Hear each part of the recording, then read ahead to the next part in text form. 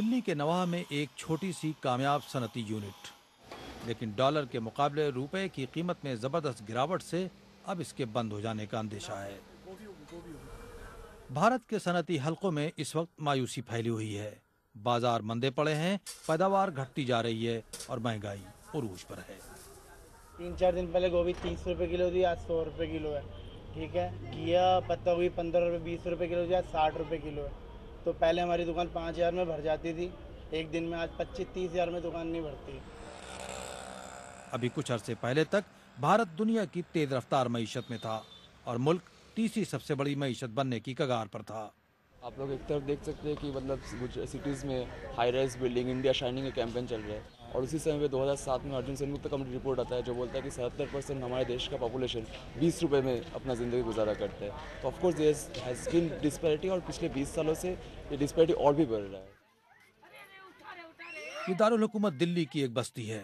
हुकूमत के आदाद शुमार के मुताबिक इस बस्ती के मकीनों की तरह भारत की 70% आबादी गुर्बत का शिकार है।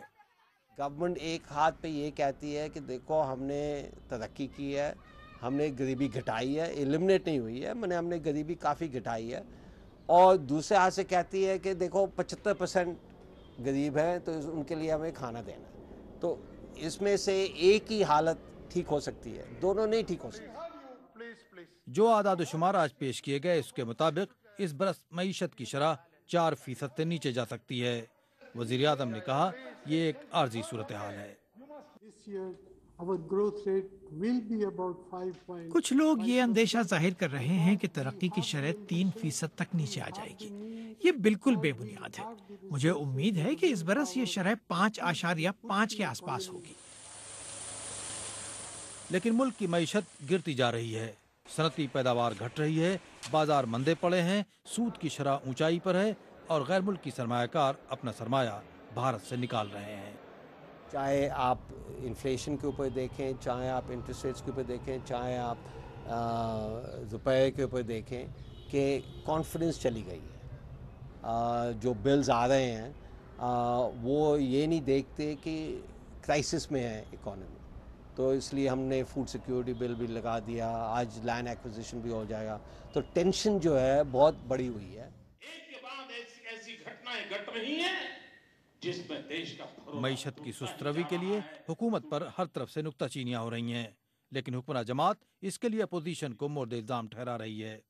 अपोजिशन का रोल कंस्ट्रक्टिव होना चाहिए और बामानी होना चाहिए, और उसमें नॉलेज की भी ज़रूरत होनी चाहिए कि आप जब कुछ कह रहे हैं, क्रिटिसिज्म कर रहे हैं, तो आपके पास कुछ सजेशंस भी होने चाहिए। आज भारतीय जनता पार्टी एक कंफ्यूज पार्टी है, कोई सजेशन उसके पास नहीं है देश के लिए।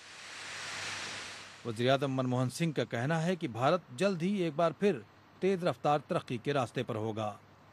माहिरीन का कहना है कि आइंदा चंद महीनों में भारत में इंतखाबात होने वाले हैं और इंतखाबात के इस बरस में बिगड़ती हुई मईशत में किसी बेहतरी की तौक़्क़ो नहीं की जा सकती।